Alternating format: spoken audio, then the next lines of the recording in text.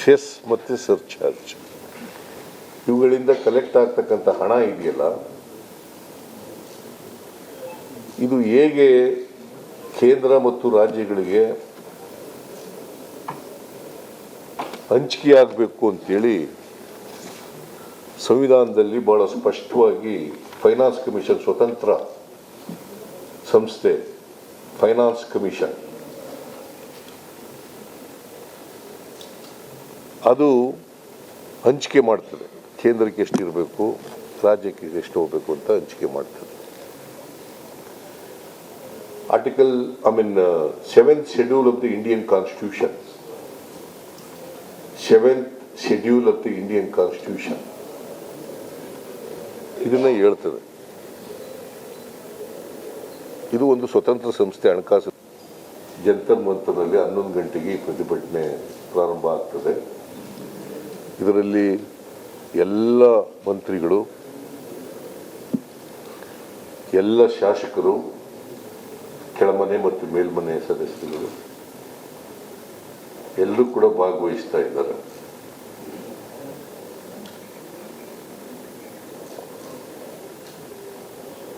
ನಾಳೆ ಸಾಯಂಕಾಲನೇ ಡೆಲ್ಲಿಗೆ ಹೋಗ್ತಾ ಇದ್ದೀವಿ.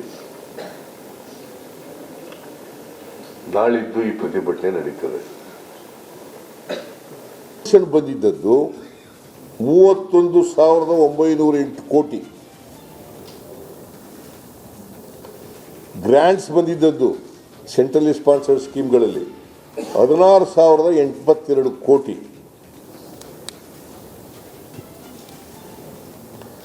Both put together 47,990. ಇದು 17-18 ನಮಗೆ ಕರ್ನಾಟಕಕ್ಕೆ ಸಿಕ್ಕಿದ್ದಂಥ ಹಣ 47,990 ಕೋಟಿ.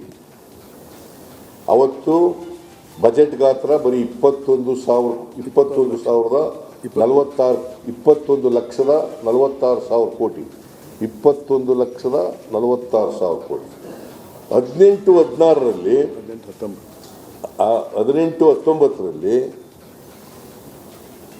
ಕೇಂದ್ರ ಸರ್ಕಾರದ ಬಜೆಟ್ ಗಾತ್ರ 24,42,213 ಕೋಟಿ.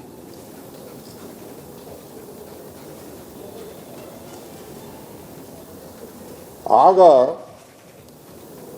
ನಮಗೆ ಸೆಂಟ್ರಲ್ ಡೆವಲ್ಯೂಷನ್ ಬಂದಿದ್ದು, ಟ್ಯಾಕ್ಸ್ ಡೆವಲ್ಯೂಷನ್ ಬಂದಿದ್ದು 36,215 ಕೋಟಿ. ಮತ್ತು ಗ್ರ್ಯಾಂಟ್ಸ್ ಬಂದಿದ್ದು 14,942 ಕೋಟಿ. ಸುಮಾರು 2,000 ಕೋಟಿಯಷ್ಟು ಕಡಿಮೆ ಆಯಿತು ಗ್ರ್ಯಾಂಟ್ಸ್. ಆಮೇಲೆ ಡೆವಲ್ಯೂಷನ್ನಲ್ಲಿ ಸುಮಾರು 4,000 ಚಿಲ್ಲರೆ ಕೋಟಿ ಜಾಸ್ತಿ ಆಯಿತು. 19-20ರಲ್ಲಿ 27,86,349 ಕೋಟಿ ಇತ್ತು. ನಮಗೆ ಬಂದಿದ್ದದ್ದು 19-20ರಲ್ಲಿ ಟ್ಯಾಕ್ಸ್ ಡೆವಲ್ಯೂಷನ್ನು 39,806 ಕೋಟಿ. 39,806 ಕೋಟಿ. ಗ್ರ್ಯಾಂಟ್ಸ್ ಬಂದಿದ್ದದ್ದು 15,008 ಕೋಟಿ. ಒಟ್ಟು 54,814 ಕೋಟಿ ಬಂದಿತ್ತು. 54,814 ಕೋಟಿ ಬಂದಿತ್ತು. ಈ ವರ್ಷ ಅಂದರೆ 23-24ನೇ ವರ್ಷ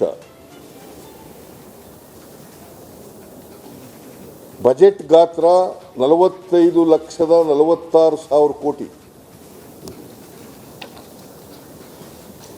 45,03,097 ಕೋಟಿ. 45,03,097 ಕೋಟಿ.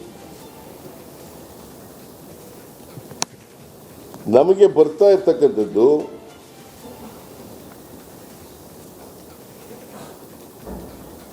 37,252 ಕೋಟಿ. ಟ್ಯಾಕ್ಸ್ ಡೆವಲ್ಯೂಷನ್ನಲ್ಲಿ 13,005 ಕೋಟಿ. ಗ್ರ್ಯಾಂಟ್ಸ್ನಲ್ಲಿ ಒಟ್ಟು 50,257 ಕೋಟಿ ಅಂತಂದರೆ 18-19ರಲ್ಲಿ 24,42,000 ಕೋಟಿ ಗಾತ್ರ ಇದ್ದಾಗ 51,157 ಕೋಟಿ ಬಂತು. ಈಗ 45,03,000 ಕೋಟಿ ಇರುವಾಗ ಬರೀ 50,257 ಕೋಟಿ ಬರ್ತದೆ. ಪರ್ಸೆಂಟೇಜ್ 2.2 ಇಂದ 1.23 ಇಳಿತದೆ. ಆಮೇಲೆ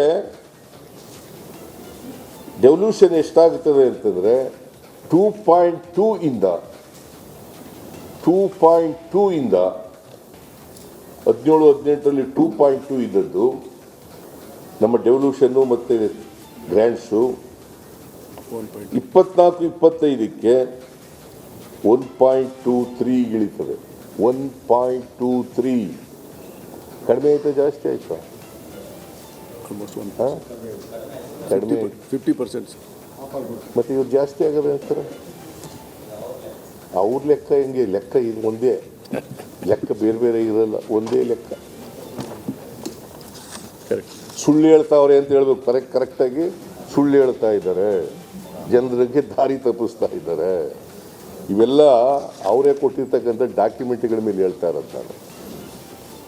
ಕೇಂದ್ರ ಸರ್ಕಾರ ಕೊಟ್ಟಿರ್ತಕ್ಕಂಥ ಡಾಕ್ಯುಮೆಂಟ್ಗಳ ಮೇಲೆ ನಾನು ಹೇಳ್ತಾ ಇರ್ತಕ್ಕಂಥದ್ದು. ಅಂದರೆ ಆಲ್ಮೋಸ್ಟ್ ಈ ವರ್ಷದ ಬಜೆಟ್ ನೋಡಿದ್ರೆ 18-19ರಲ್ಲಿ ಇದ್ದದಕ್ಕಿಂತ ಡಬಲ್ ಆಗಿದೆ.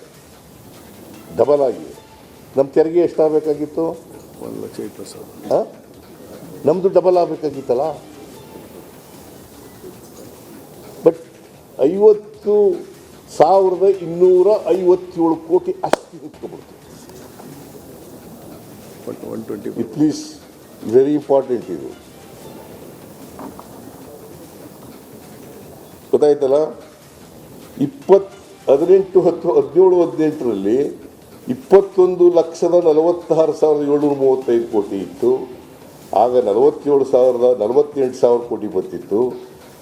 ಆಮೇಲೆ 24,42,000 ರೂಪಾಯಿ ಇದ್ದಾಗ 51,157 ಕೋಟಿ ಬರ್ತಿತ್ತು.